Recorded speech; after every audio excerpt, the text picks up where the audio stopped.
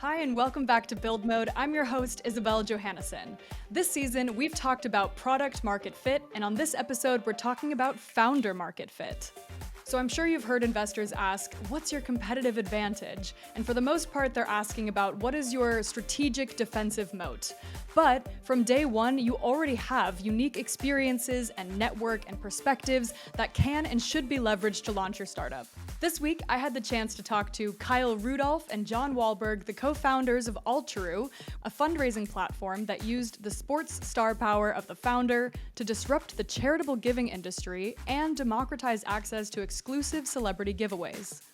This episode isn't about having a famous founder on your team. It's about leveraging the community that you've already built to go to market knowing that you have your network backing you up.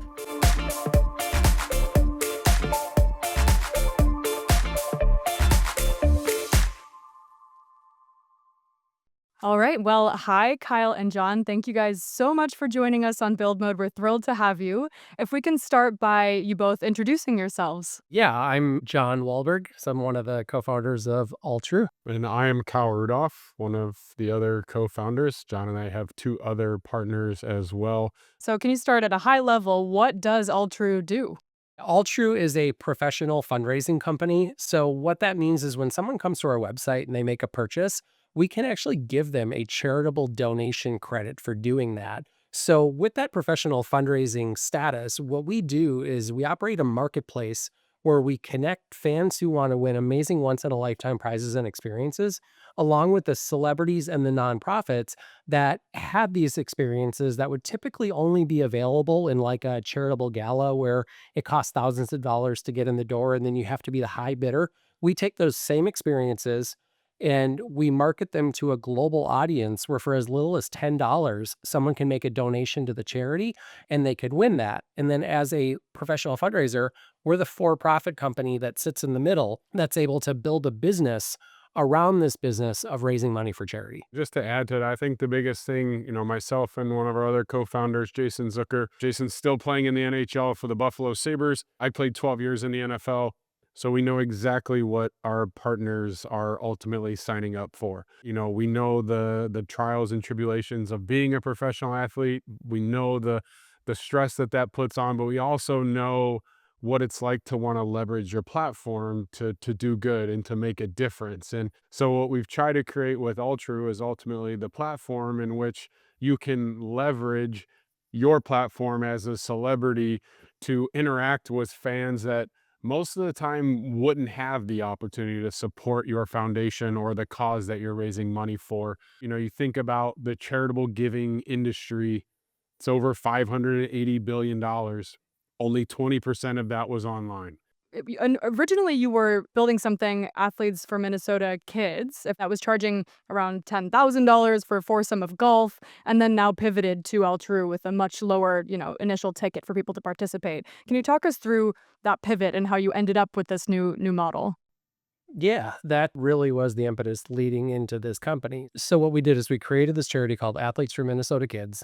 And the thought was to partner with athletes who wanted to raise money for a specific cause, but maybe didn't have their own charity. Using traditional fundraising methods, throwing golf tournaments, hosting galas, we had a pretty successful first year where we were able to raise a couple $100,000 for charity. And one of the ways we did this is we had an exclusive golf tournament. We charged $10,000 for a foursome is where we started, and then went up from there. I think we were able to raise like maybe $130,000, with that one event. And like other in-person events, anyone who's ever thrown one of these knows like these are a lot of work to put on. So it became like a mini full-time job. It was 6 months of planning and coordination and project management.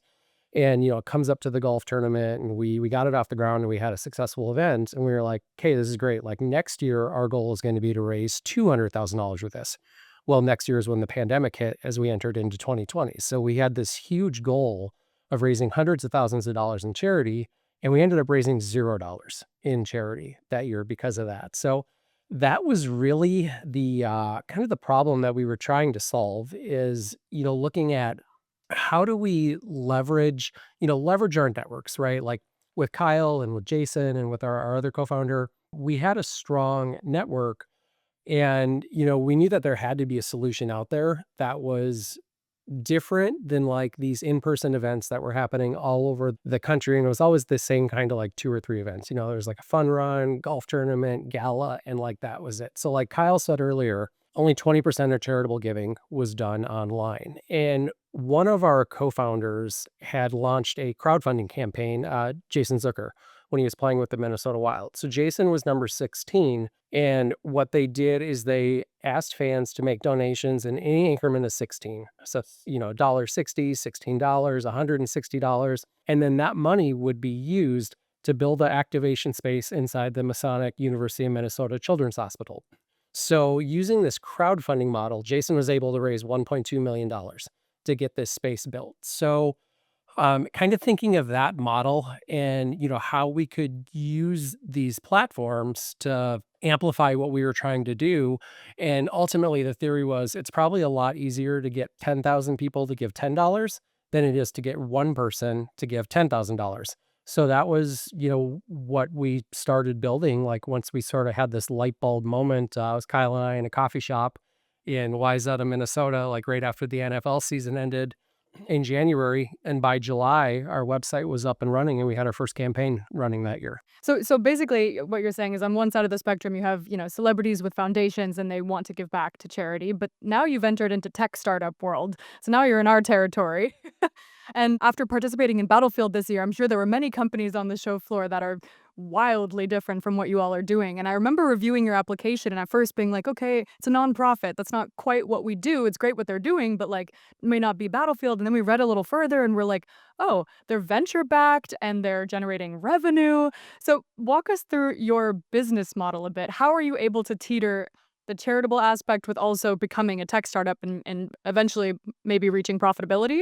Well, I think the biggest thing when you think about our model and applying it to nonprofits. So historically, across nonprofits, their two biggest challenges are fundraising and awareness. For us, ultimately, we feel like as Altru, we've created a for-profit company that can ultimately serve hundreds of nonprofits and provide those two biggest things in which they struggle with the most. If you're a nonprofit and you're going to go raise money, well, you have to spend money to go raise that money. Like I talked about it before, there's always overhead that comes along with having these events and raising money. When we partner with a celebrity or the nonprofit, create one of these once in a lifetime experiences, raise the money, the nonprofits are getting 100% of that grant that we're sending them, and they don't have to do hardly anything. Look, what Athletes for Minnesota Kids did was incredible. What we tried to do at Masonic Children's Hospital impacted a ton of lives at that one hospital in that one market. Well, here we are 4 years later. We've worked with over 200 nonprofits, raised over $15 million for charity, and none of that would have been possible without the model that we created. There's no way. Without the tech, without the scalability, you're never going to be able to reach hundreds of thousands of donors the way we have. Yeah, and I'll piggyback on that, Kyle, is, one of the things that we like to say is that, doing good and doing well don't need to be mutually exclusive. Like you can do both. And as we've gotten more into the Bay Area world of venture capital, one of the things, consistently with a lot of these funds and VC groups is a lot of them want to invest in companies that are social impact companies. And that's really what we are. On the tech side of it, we're a consumer SaaS platform. We have subscribers, we have memberships, we have reoccurring revenue. But on the other side of it, who we're serving are these nonprofits that we activate. Like Kyle said, we do the heavy lifting so that they can do the work that's really important. And then we can live in the middle as this for-profit company where we can spend money, we can scale, we can attract top talent, we can take venture investments, and we can really build this thing out. And we're in a very unique spot in the market with that, where without the charities that support or that we support, we don't have a platform, but we're still very much a infinitely scalable, tech platform. You have disrupted charitable giving, which is a sentence I never thought I would say, but that's really, really awesome. And it's fantastic what you all are building. So I'm curious about the donor side of your platform, right? So if the average person wants to come on and participate in some way, donate to the cause, but also maybe bid on a, car ride with Miley Cyrus or whatever, whatever's available at the time. What does that look like? What is the membership? Can someone just donate one time on a specific auction item? How does that work? Yeah, so we have both opportunities. So if you're a fan of George Kittle and you come on our website right now as a diehard Niners fan, you have the opportunity to support the organization in which George is raising money for. You can support George, you can enter, donate as little as $10, as much as $500 for entries to win that one specific campaign. There's also the opportunity to come to our site, become a member, and then that monthly donation of $25 ultimately gets you entries into everything that's on our site. So from a finance standpoint, if you were to do the math, the membership model is way more attractive. You're going to get more entries. But for us, we felt like, in order to create something where, look, if we were going to have this community of people, and that's ultimately what All True All Access is. You have a community of people that are donating $25 a month that are entered to win all of these cool prizes. So that's the ultimate goal for us is, creating this large community of people that, all they care about is making a difference. And, ultimately we use the chance to win once in a lifetime prizes as a way to have a win-win. Our nonprofits are winning by raising money that ultimately wouldn't be coming. I think it's either 94 or 96% of our donors donate to that organization for the first time when they come to our platform. So these are dollars that ordinarily would not be going to these charities. The other win is our sweepstakes winners. They're donating $10, $25, $50, and sometimes winning $200,000-$300,000 cars. I mean, it's truly like you won the lottery. Talk to me a bit about your celebrities or the people that are involved in the actual giveaways or in the auction items. How do you go about partnering with them? What is your pitch to them to participate? Well, again, I think it's something as a company, we have a bit of an edge in terms of Jason and I being in the shoes of all of our partners. We completely understand what it's like to be pulled in a million directions and, have to have this singular focus on your craft, whether that be on the field, on the court, on the ice, whatever that may be. You wouldn't have this platform to make a difference if you didn't have that, and you need to focus on that. So what we've created and what our pitch is to our partners, and we have an incredible partnership team that does a lot of outreach. We're at the point now where others are seeing the celebrities on our site and they go, hey, I saw so-and-so did that really cool prize. Like, I want to do something. Hey, I saw Kate Hudson gave away a Porsche. Like, can I do something like that? So we're starting to field some inbound partnership requests now, which is great. But I think the biggest thing is, we really stay true to our pitch to the celebrities that we're here to make something that's a light lift for them. We don't want any money from the foundation. We want very little time, in terms of the effort to raise the money from the foundation and from our partner. And then ultimately, we hope to have a huge impact. And I'm curious what your launch campaign was. How did it start? What was the first thing that you auctioned off? And did it come from your network alone? I mean, is it kind of like, here, I have some cool friends and let's go take a Porsche ride together? Or what was the thought behind that? That was, we had the idea for this company. And once we knew what we were doing, like we got it built pretty quick. We went from first meeting in a coffee house discussing the idea to a fully functioning launched website with partners 6.5 months later. And it comes time to launch. And it was about the same time that the 3M Open, which again, we're tying back to golf, that's the PGA Tour golf event that comes through Minnesota, that was happening in like a week. So Kyle is an ambassador for the 3M Open. He plays in the celebrity tournament that they have, and he's like a big public figure with that golf tournament. So Kyle, through his network, reached out to the gentleman that runs the 3M Open in Minnesota, and I think just said like, hey, we want to give away a trip to this thing. Like, what can you do?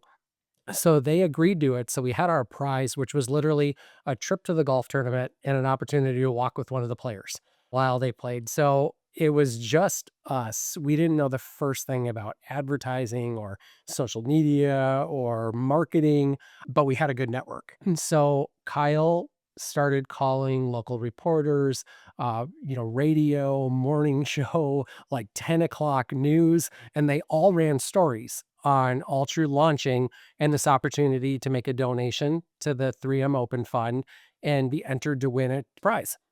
So that campaign ran for like 48 hours, literally just a test of the website to see if this would even work.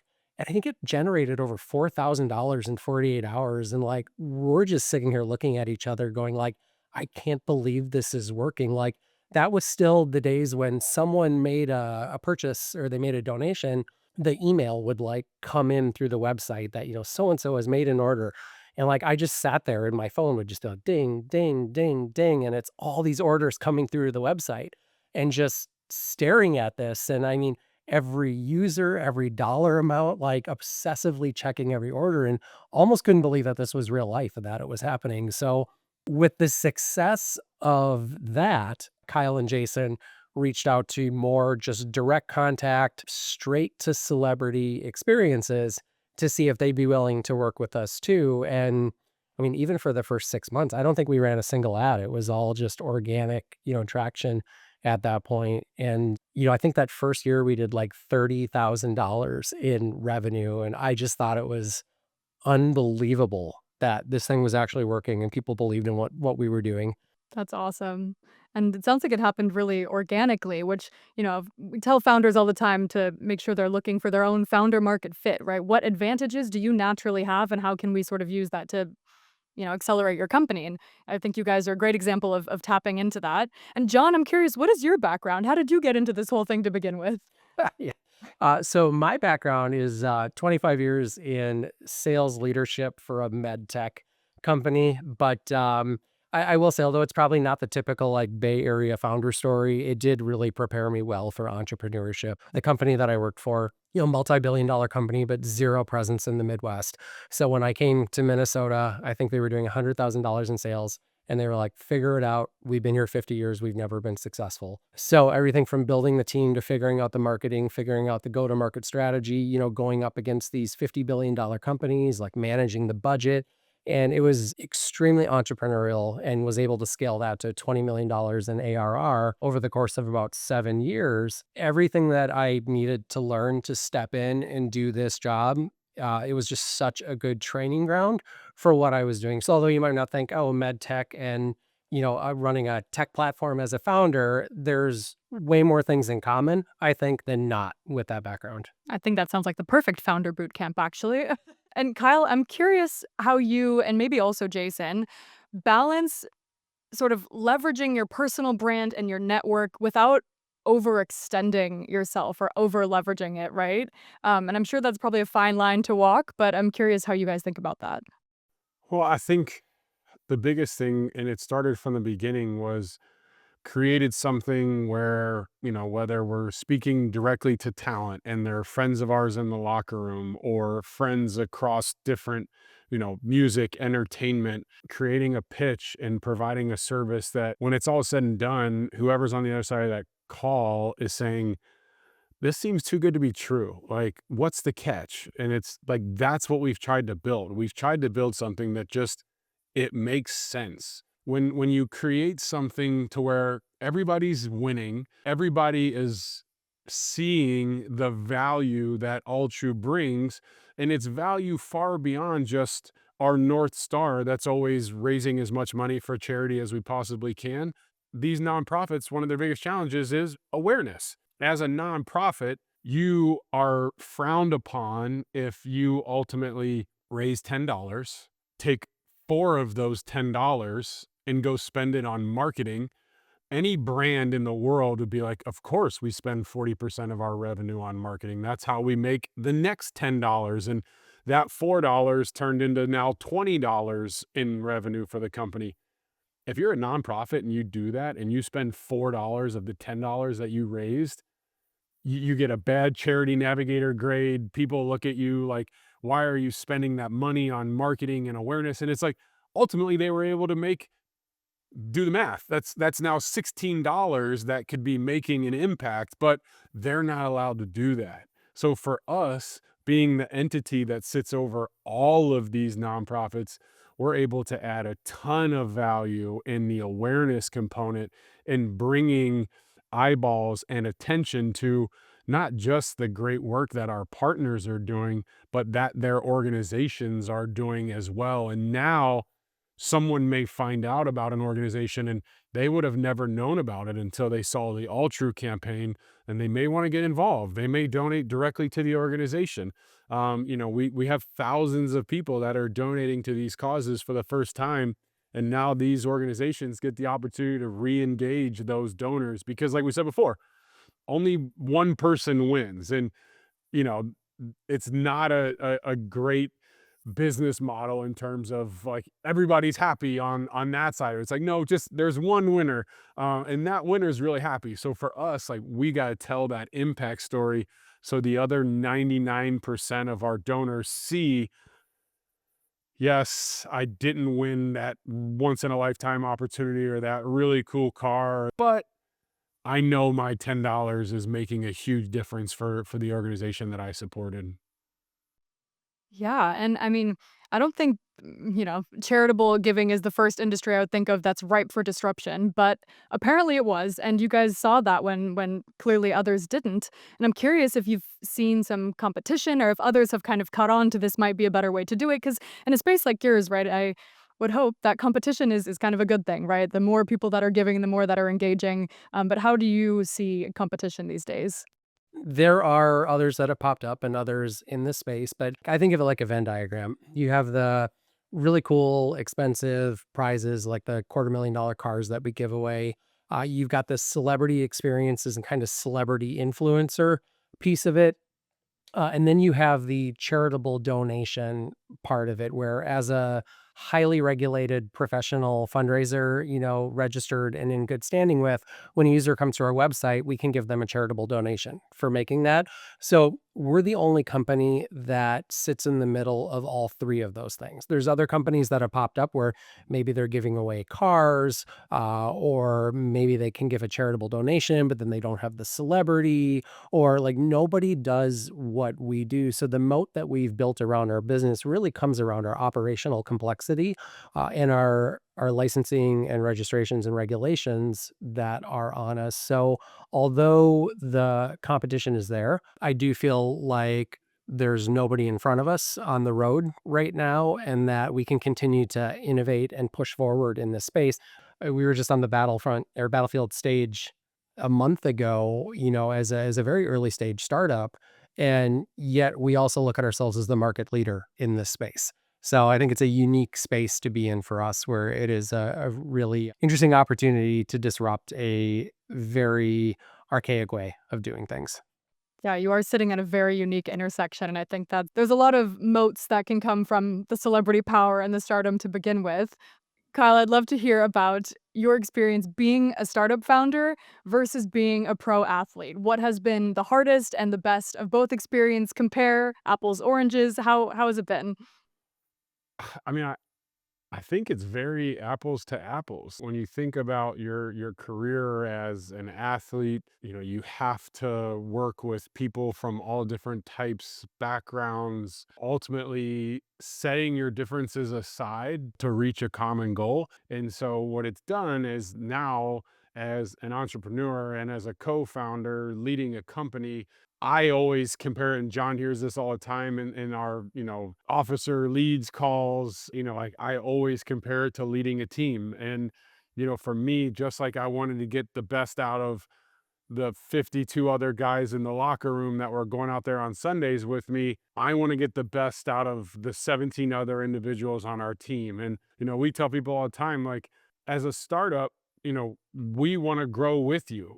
I hope that your last job is at All True, and ultimately we'll backfill the roles as you continue to grow and develop into bigger and, different roles, leadership roles. And so for me, as a co-founder and as an athlete, It's very similar. And, you're always just trying to bring your best every single day, motivate those around you. Every day is not going to be good. You're going to have adversity. You're going to have challenges. I've faced it plenty of times in sport. Business is no different. Yes, we're in this really feel good world where we get to raise money for nonprofits, but ultimately, if the company's not healthy and successful and operating at a high level, we're not delivering the product that our partners and their nonprofits deserve. And, it doesn't matter that we have all these big, grandiose ideas that we want to apply to this archaic way of doing things. If we're not keeping up with those changes and making sure that we're operating at a high level, just as if I were going through week by week in the NFL season. It doesn't matter what we did last week. We have the exact same thing with our company. We have our wins and we have our lessons. And if you don't learn from your lessons, then it becomes a loss. That's really awesome. That's, I think, a perspective that not everyone gets to hear. So thank you for sharing that. But John, I would love to still ask you a bit about how the journey has been for you as a founder, right? What were some of the challenging moments and how did you overcome? One of the challenges I think that we came across pretty quick is, as I mentioned earlier, we found success very quick. And as we were entering our second year, so not even a full year in the business, we landed this huge partnership with the NFL, running 32 simultaneous fundraisers across their Walter Payton Man of the Year award, which is the highest award that they give every year. Every team has one nominee. And the thought was, let's use the Ultra platform to elevate this award and promote it to a global audience. So because of Kyle's relationship with the league, we sort of faked that we were much bigger than we were, but it was Kyle, it was myself, and we had an intern who was maybe working like 10 hours a week for $20 an hour. And suddenly we have to launch 32 simultaneous campaigns in a month, like ready, set, go. So we put in a lot of hours, kind of worked our tails off and had a very successful campaign with the NFL. Like, they immediately signed on for the next year. I think we raised $500,000 for player back causes. It was the first time ever where fans have been able to participate in player back causes. Like, they gave us a shout out in their official press release about the award. So as a company that's not even a year old, this is a huge win. And I think one of the early mistakes was assuming that just because we were on a high there, like it was always going to maintain that high. So at that point, we knew that this couldn't be a hobby anymore, and we needed to actually turn this into a real company and go hire some people and bring them in. But we hadn't fundraised at that point. Like, we were still paying for everything. So we took on a lot of salaries and we had no revenue, for that period. In those days, we felt like we got it to that point where, okay, everything is going great for this company, but I'm probably not the person to take it the rest of the way, because there's all these other people out there with, backgrounds in marketing and backgrounds in content and creative and performance media. And none of us had any of that experience.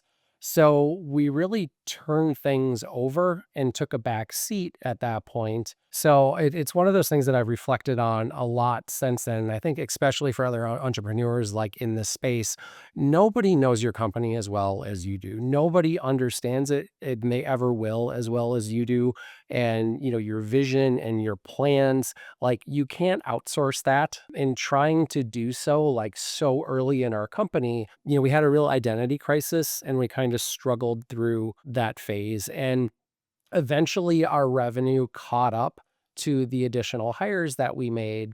But I think doing it backwards, where, like many other founder stories that we've talked about, it's a second mortgage on the house. It's cutting back on everything. And when you're doing that to make payroll week after week, and you're like, I hope this is the week. I hope this is the week. And I would do it again in a second. I mean, I don't regret it, but I also think that there's no shortcuts. And what we were trying to do was 1,000x our revenue by hiring a big team, and just didn't realize the amount of work that it would continue to take, to get to that point. Hey, but you learn the hard way, you learn in the end. But it's interesting because, I mean, a lot of the founders I work with that we see at TechCrunch, right? They're going the opposite way. They go out into the world wanting to be a tech founder, and they kind of maybe know the playbook, right? If you're going to raise VC before we even have a product. But you guys did it the other way, right? We're seeing organic and natural synergies in ways that we can kind of use this kind of unique network or unique star power to create good in this world, and then figure out the funding and the hiring along the way, right? Because that really should be an afterthought. They're operational. How do we get the money in the team to make this thing that we already know works? We know there's a product market fit. We know there's a founder market fit, and then find the tools to elevate it rather than the other way around, which is what we see more often than, we probably should. Would also love to just get your advice to founders out there who, again, maybe didn't have a professional sports career and have that sort of built-in celebrity, but to founders who also might be able to leverage their own network or their own unique, thought leadership in their industry, whatever it may be, but you've managed to leverage it very strategically and authentically, and I think that's really inspiring for a lot of budding founders. So any tips you'd give to them? I think the biggest thing is like we hear it all the time, like your network is your net worth. And there's only one way to grow your network. Certainly for us, we felt like as co-founders, we had a head start because there were four of us. We all had different areas of expertise. We all had different networks that we could rely on, that we could call in, that we could leverage. As a co-founder, you need to spend almost just as much time as you do in your company, building your company, leading your company, as you do building your network and ultimately finding people who can help you. I say all the time, again, comparing sports to entrepreneurship and being a co-founder, when I went from high school to college and college to the NFL, I immediately gravitated toward the guys who had played 10 years in the NFL and had made Pro Bowls and were having success at that level because they then became part of my network and I could rely on them and lean into the experiences that they already had. As a co-founder, it's no different. If you're spending just as much time meeting folks and learning from folks as you are building your business and running your business, I get it, it's hard, but I think at times people don't realize how important that piece of it is. And when you ultimately invest the time in building a network around you that allows you to continue to level up and be a better CEO, co-founder, leader, when you have those tough times, you know how to handle them, you know how to pivot, you can pivot quickly. And I think that's what makes a successful entrepreneur. Yeah, absolutely. And I think that, to have that takeaway of always having people who challenge you around you and not being afraid to introduce yourself to people who might be a couple steps ahead and just be, hey, I would love to, pick your brain on this topic. All right, with that, I think we're going to wrap. So obviously not every founder starts out with the star power that Kyle did, but I think there's a lesson here that every founder can create their own network and tap into their own form of thought leadership. To take the unique competence that you have and share that knowledge with the world is the direct path to thought leadership, right? So if you studied something at Stanford, medicine track, you probably are one of the world's leading experts in that topic, whether you really think you're about yourself that way or not. But to be able to take that knowledge and share it on LinkedIn, right? Share it on a podcast, create a TikTok or an Instagram and start talking about your knowledge and experience, and maybe even thinking of it in your own head as educating the world about this topic. But through that, you will become a thought leader, a public thought leader in that space. And that's something that every founder can do based on the industry you're building in and your own expertise and your background, and capitalize on that the same way that Kyle and Altru did. Similarly with your network, right? Everyone can go and build their own network. And Kyle's might have been slightly different with a lot of celebrities and high-powered people and public figures. But again, anyone can go to networking events and talk to the right people. And as the saying goes, if you are the smartest person in the room, you're in the wrong room. So be intentional about creating a targeted and strong network, and don't be afraid to share your unique knowledge with the world. Build Mode is a TechCrunch podcast. Each episode is produced and edited by Maggie Nye and hosted by me, Isabelle Johannessen. Our art and design is also by Maggie Nye. A big thanks to Morgan Little, who leads our audience development, the Foundry and Cheddar video teams, and most of all to you, the builders, and everyone else in the wider startup community. We'll see you back here next time.